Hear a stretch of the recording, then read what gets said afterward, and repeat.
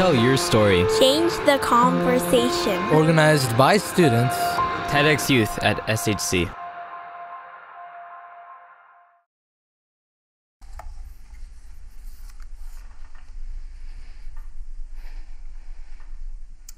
These are not my shoes. These are the shoes of Trayvon Martin, Sandra Bland, Eric Gardner, and Tamir Rice. I became familiar with the scenes of violence as more and more names added onto this list, and viral videos circulated the media. At a certain point, violence and my devastation became a familiar factor of everyday life. It was almost normal to me. My life became more in sync with those who perished, as the words, "I can't breathe," continually rang in my mind. The familiar Arizona in Skittles. Or even today as I passed Fruitvale BART station and felt the presence of those feet that once walked along the Earth's surface, yet that don't touch the Earth's surface anymore. Simply because they were just at the wrong place at the wrong time. And then came the protests, the anger, the rage, and the resilience. It felt like yelling at a wall. But yet again, I saw myself in every one of them, as the tear gases of injustice stung their eyes, just as watching our angels perish was. We were all hurting. We are all hurting. At that point, I felt hopeless. I was in a rage of confusion. I began to ask myself, why? Why us? What circumstances led to this poison? This poison that is violence. It wasn't until I became a cabin leader at the Mosaic Project Outdoor School, which is a nonprofit focusing on bringing kids together from diverse backgrounds to address issues of prejudice, discrimination, and racism, that I recognized what peace really looked like.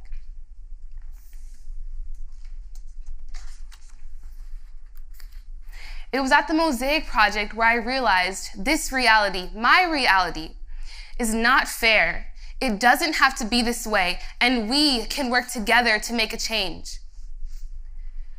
As I went through the week, this vision of what peace looked like became more clear, as did the complexities of violence.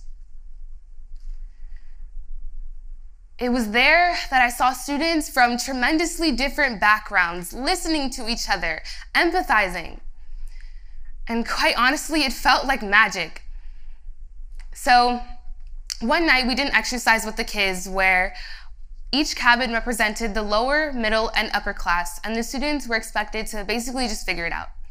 My cabin was the upper class, and initially they basked in their wealth until they slowly began to realize the disparity and unfairness of what the lower class individuals were afforded compared to them, compared to the plethora of resources they had. I watched as the girls began crying because they realized the other groups had much less than them. So they began devising plans and ways they could make the situation more equal. Slowly but surely, the groups began demanding for resources and assembled what could be characterized as a protest. The scene was chaotic. Essentially, though, in the end, individuals from my group talked with individuals that represented the lower class, and they devised a plan. Yet, because of protest and impatience for justice to be served, the plan wasn't followed through. The exercise ended with a couple of kids from each class level coming together and joining in song. Slowly but surely, the thick tension in the air simmered down, and everyone came together for the common purpose of joining in solidarity and unity to sing the empathy song. So here it is. I'm going to show you guys a little glimpse, and if you know the words, please feel free to sing along.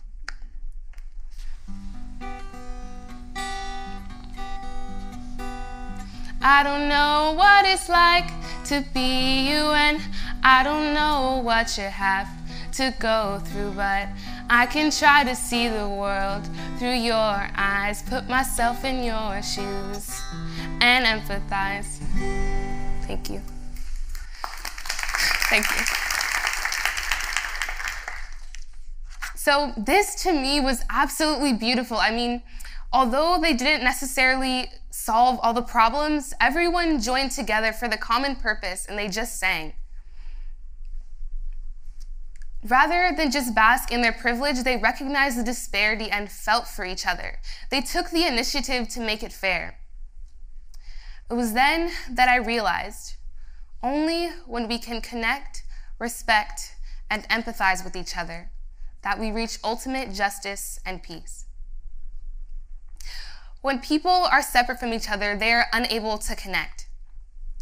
The verdict for Brown versus Board of Education to integrate schools was decided over 50 years ago, and there was resistance.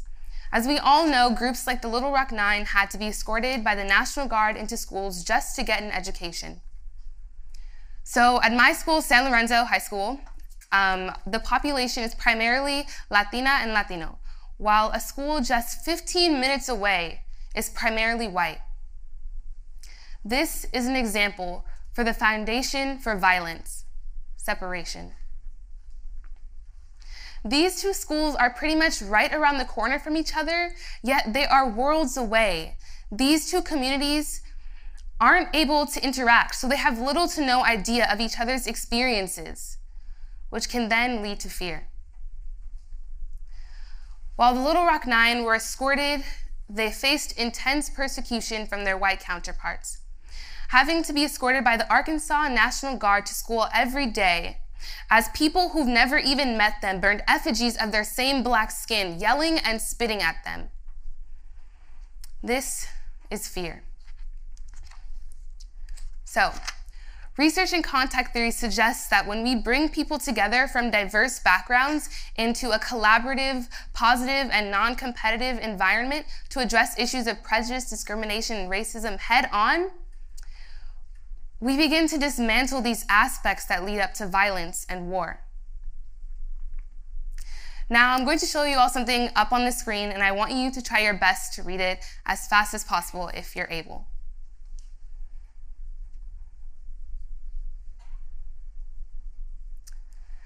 So, raise of hands. How many of you guys read Monday is the first day of the week?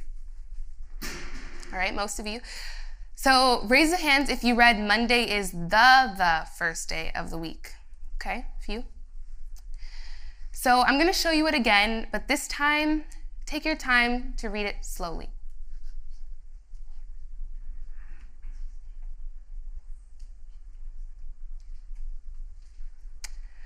So, it's a pretty cool function of the human brain that we have, which allows us to make split-second judgments in order to survive. Many people read Monday is the first day of the week because our mind jumbles up all the words to an order that we expect, which makes sense because we feel like we already know what we're about to see. But the problem is, we often use this on people when we make assumptions of what they'll be like based on what we already know. When we feel ourselves prejudging others, it's important to have respect.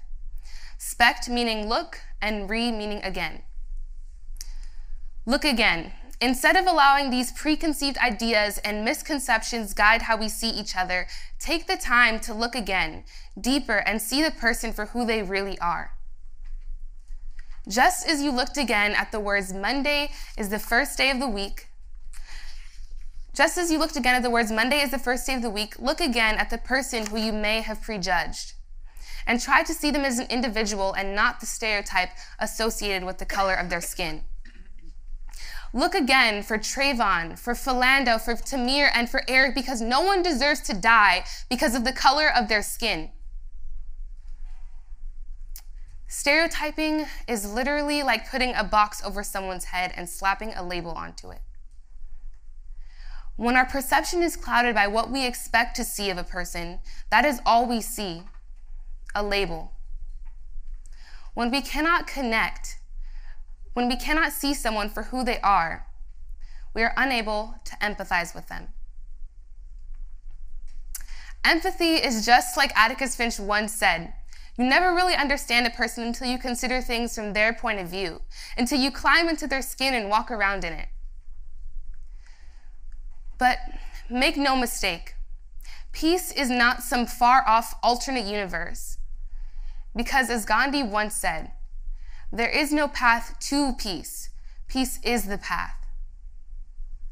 And when we practice connecting, respecting, and empathizing with people different than us, we are being peace, teaching peace, and living peace.